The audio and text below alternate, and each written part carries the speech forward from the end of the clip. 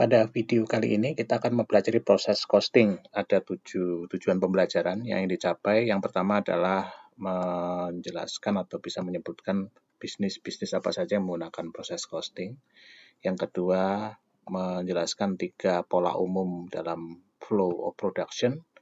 Yang berikutnya adalah menentukan apakah proses costing dapat digunakan dengan melihat lingkungan produksi. Lalu menghitung apa yang disebut equivalent production, lalu unit cost per departemen, lalu menyiapkan cost of production report per departemen berdasarkan average costing, lalu menyusun ayat jurnalnya, dan yang terakhir menyusun cost of production report per departemen berdasarkan FIFO costing. Nah, di dalam bisnis manufaktur ada 2 sistem biaya yang digunakan. Yang pertama job order yang sudah kita bahas pada pertemuan sebelumnya, yang berikutnya adalah proses costing. Nah, kalau job order, unit cost-nya adalah job atau satu kelompok produksi. Biasanya antara satu kelompok produksi dengan kelompok produksi yang lain akan diproses dengan cara berbeda sehingga tidak akan seragam, baik ketika dia di satu departemen atau diproses di beberapa departemen. Oleh karena itu, secara logis, cost akan diakumulasikan untuk setiap job ke dalam yang disebut job cost sheet yang sudah kita bahas pada pertemuan sebelumnya. Nah, pada proses costing, maka unit yang diproduksi di dalam cost center atau setiap departemen nanti akan relatif homogen atau sama, sehingga tidak perlu menghitung cost untuk setiap batch yang berbeda karena relatif tidak begitu jauh perbedaannya dan relatif sama, sehingga di sini menggunakan proses costing. Dalam sistem ini, material, labor, dan FOH dibebankan ke cost center. Nanti dari cost center ini kita dapat hitung cost per unit dengan cara membagi total cost yang dibebankan ke cost center ke dalam unit yang diproduksi, atau total cost dibagi unit yang diproduksi. Nah, dalam perusahaan manufaktur, proses produksi tidak selalu hanya cukup dilakukan di satu departemen, bahkan mungkin ada beberapa departemen. Nah, setiap departemen akan mengerjakan fungsi operasi yang spesifik sampai tadi seterusnya sampai barang itu selesai. Misalnya di departemen pertama pekerjaannya memotong, kemudian mencetak, molding, shaping, dan sebagainya. Setelah selesai, maka dipindahkan ke departemen kedua. Di departemen kedua, pekerjaan dilakukan dengan merakit, mengamplas, mengecat, memaket, dan seterusnya, sehingga ketika selesai, dia akan dipindah ke barang jadi.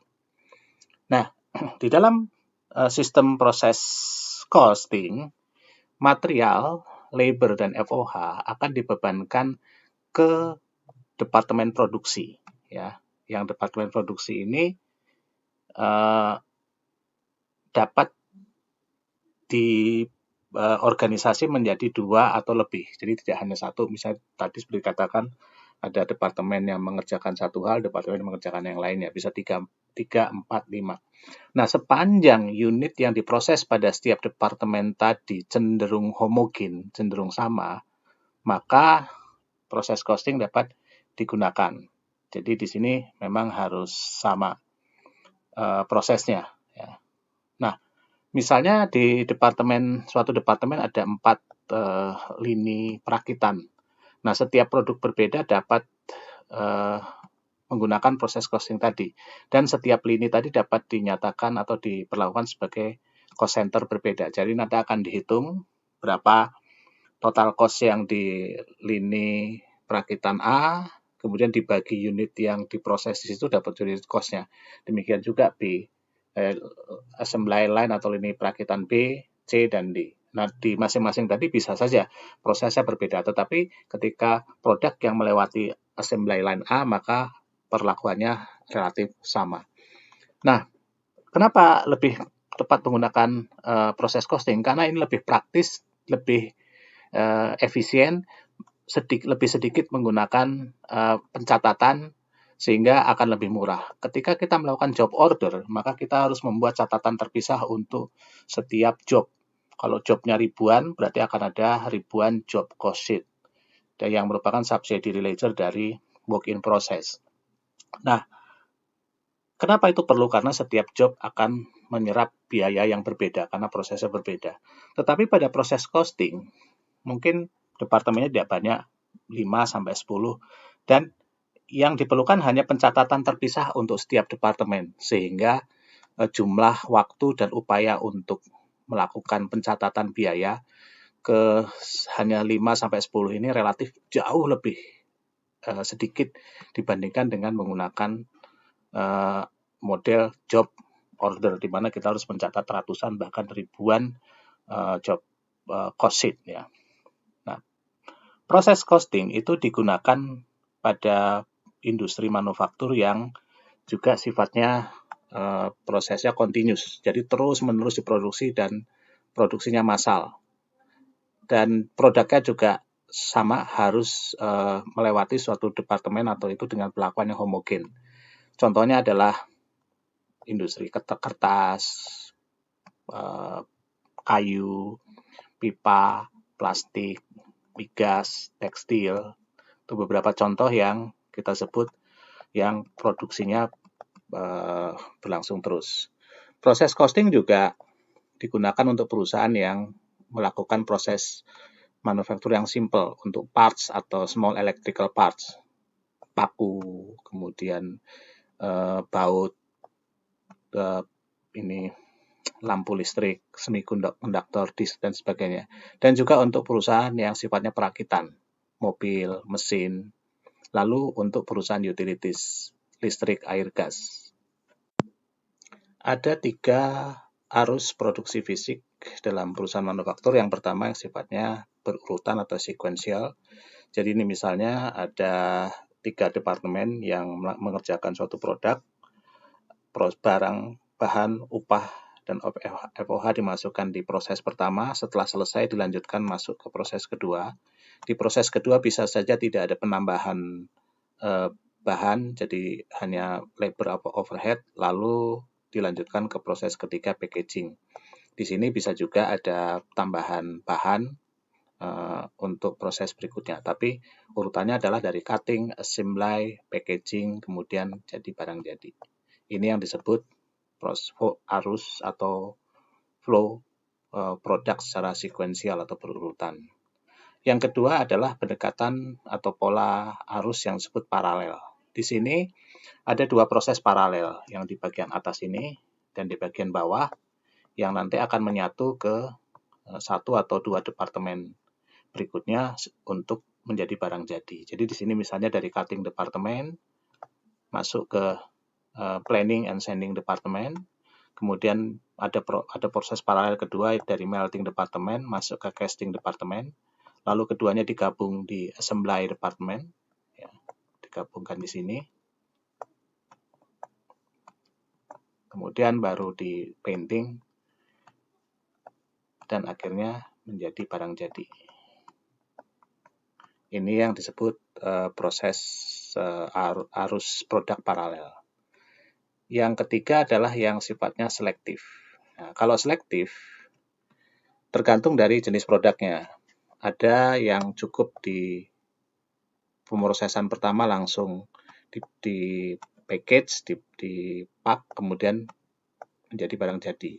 Ada yang harus masuk ke proses kedua, lalu dipak, kemudian menjadi barang jadi. Ada yang harus melewati 3 proses, misalnya setelah dari butchering langsung dari smoking langsung ke grinding. Ada juga yang langsung ke grinding saja, dari butchering langsung ke grinding, dan baru ke packaging. Jadi ini disebut arus barang atau produk yang selektif. Akuntansi untuk bahan, upah, dan factory overhead pada proses costing agak berbeda dengan pada job order. Pada proses costing, cost objeknya adalah departemen atau cost center, sementara pada job order adalah job. Apabila lebih dari satu departemen diperlukan untuk memproduksi produk tadi, maka ada cost, ada biaya yang ditransferkan dari satu departemen ke departemen berikutnya yang pada akhirnya ke finished good. Kemudian yang kedua, setiap job akan diakumulasikan biaya secara khusus, sehingga ada yang namanya job cost sheet. Tetapi pada proses costing, maka tidak perlu ada subsidiary ledger karena biasanya departemen tidak begitu banyak dan masih bisa dimasukkan ke dalam general ledger. Jadi untuk setiap departemen akan ada general ledger-nya yang akan mengakumulasi biaya yang akan dibebankan ke departemen tadi. Jadi ini relatif tidak ada subsidiary ledger-nya. Tetapi tentu saja akan ada laporan khusus yang disebut cost of production report yang akan melaporkan perhitungan biaya untuk masing-masing departemen tadi. Akuntansi yang berbeda adalah dalam pembebanan biaya. Jadi misalnya kalau pembebanan biaya bahan, maka di sini akan ada 2 jurnal karena masing-masing departemen akan ada akunnya pada general ledger sejumlah sesuai dengan apa yang diminta. Biasanya akan ada di material requisition form berapa yang bahan yang diminta untuk ke satu departemen dan departemen berikutnya. Begitu ada informasinya, tinggal kita debit untuk cutting departemen berapa, untuk assembly departemen berapa, totalnya materials inventory. Demikian juga untuk labor, setelah dari payroll, maka kita bisa menentukan berapa work in process ke cutting dan ke assembly untuk pembebanan labor. Yang membedakan di sini adalah mungkin karena pada umumnya tidak perlu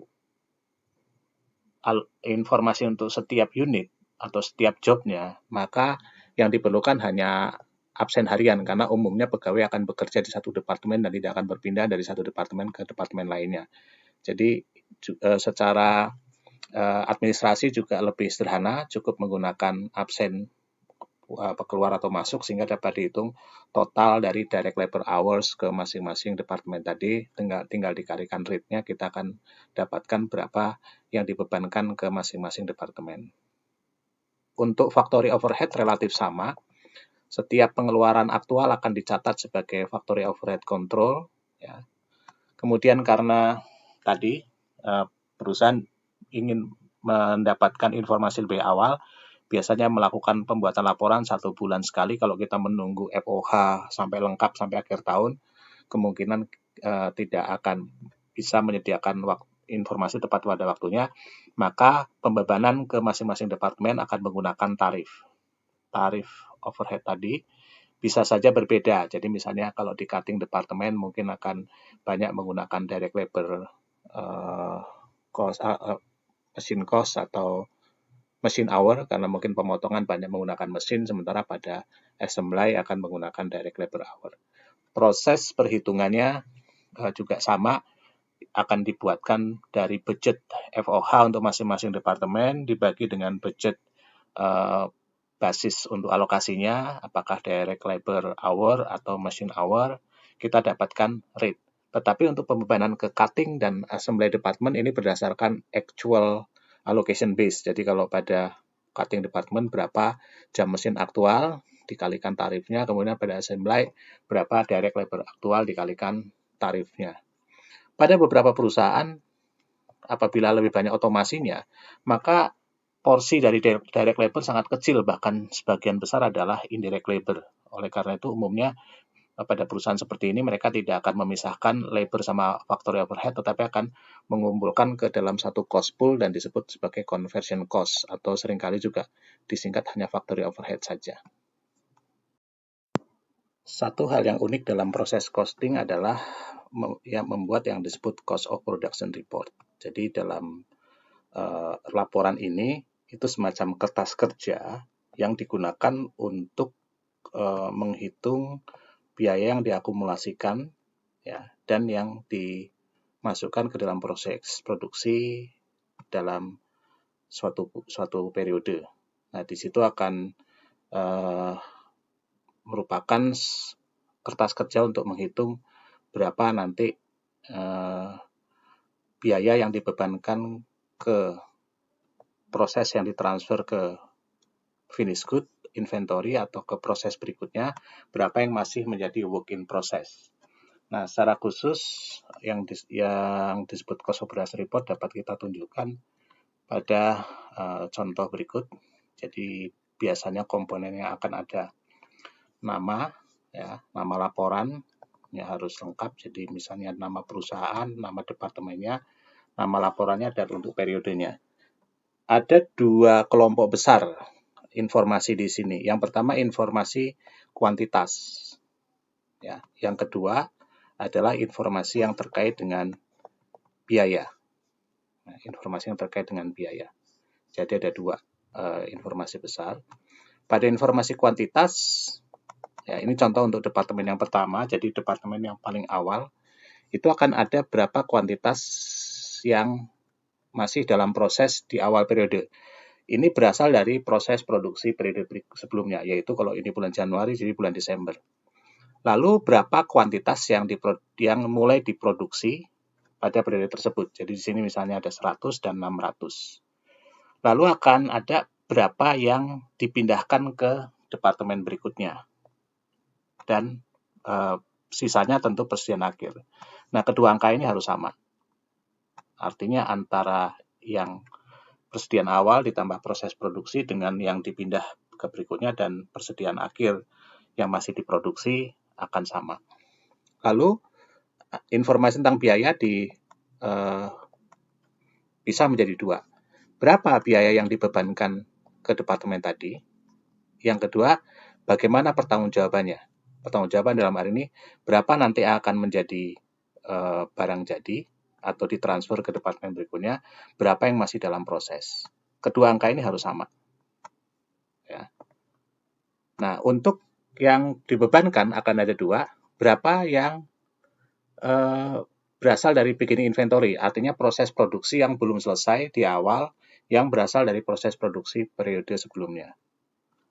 Kemudian yang kedua adalah berapa biaya yang dibebankan pada periode tersebut untuk setiap komponen biayanya. Nah, ini contoh untuk cost of production report pada departemen yang paling awal. Kemudian bedanya apa di departemen berikutnya? Maka bedanya adalah pada departemen berikutnya akan ada satu komponen biaya khusus terutama untuk informasi biaya, yaitu biaya yang berasal dari departemen sebelumnya. Ya, ini saja yang membedakan. Yang lainnya relatif sama.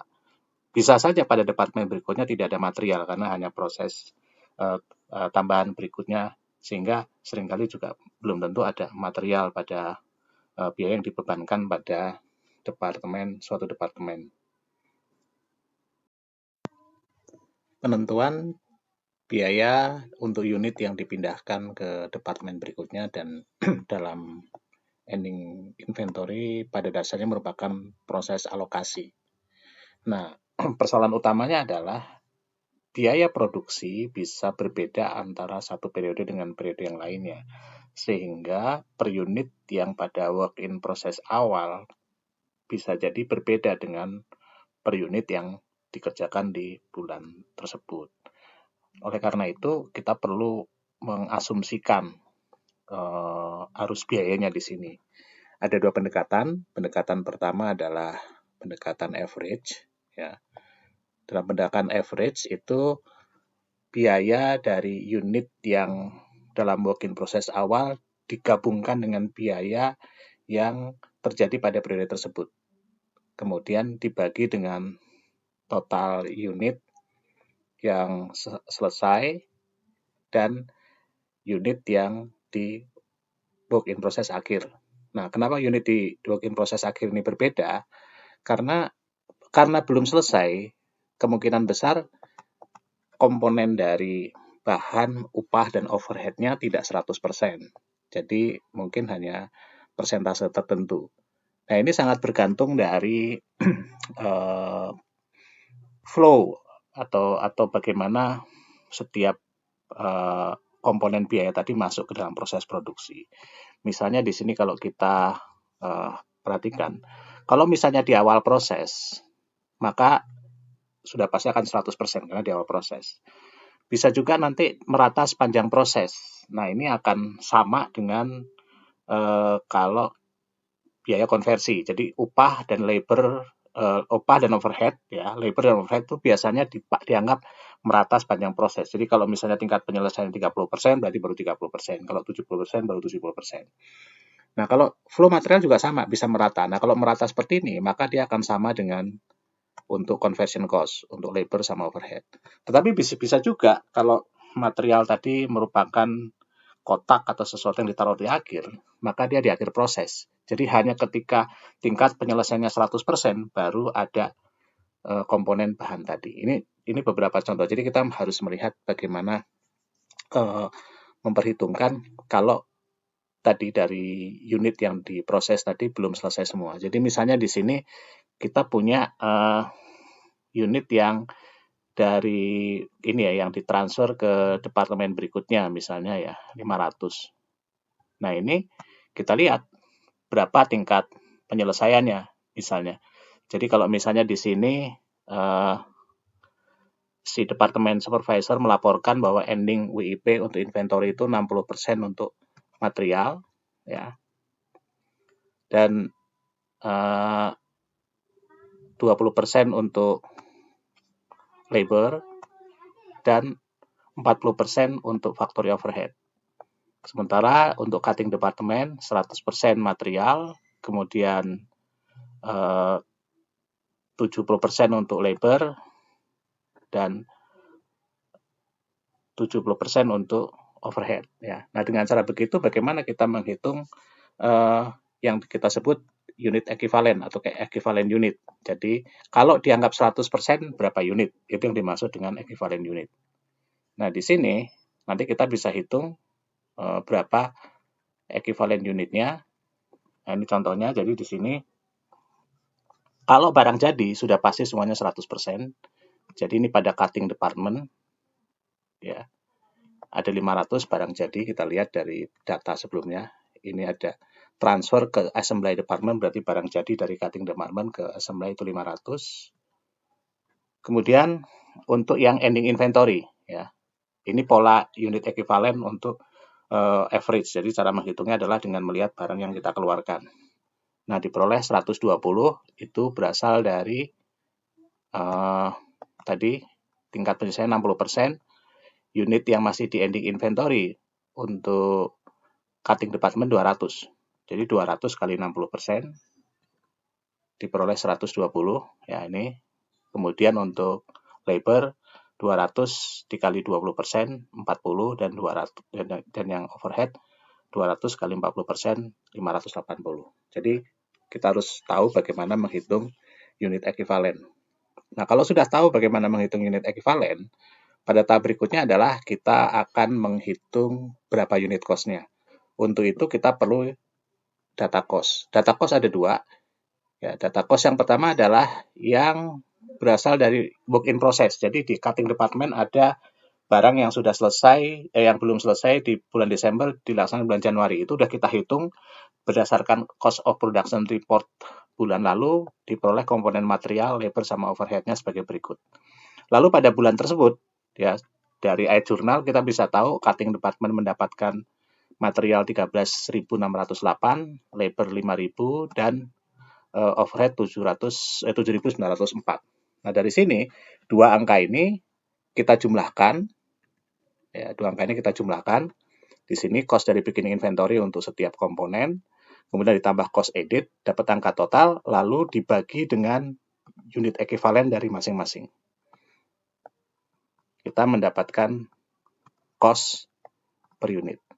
Jadi ini harus dihitung dulu di luar proses kita membuat cost of production report.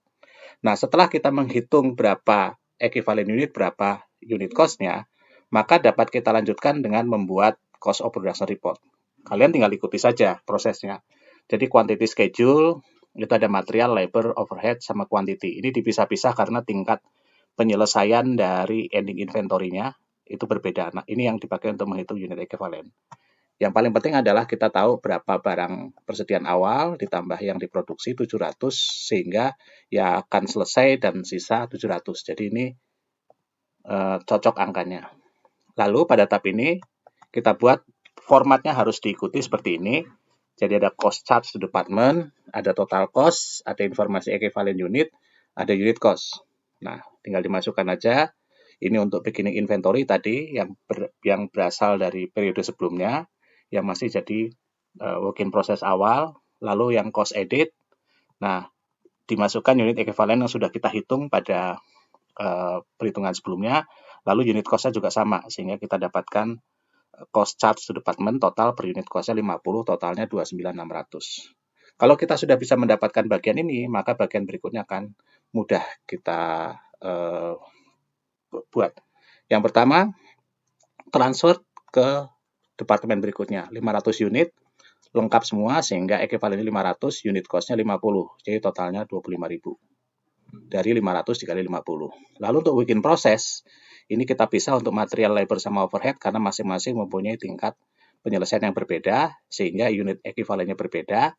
Maka ini kita peroleh dengan cara adalah 120 dikali 25 mendapatkan 3.000, 40 kali 10 400, 80 kali 15 1.200 di total. Nah, kalau perhitungan kita betul, maka angka total ini akan sama dengan angka ini.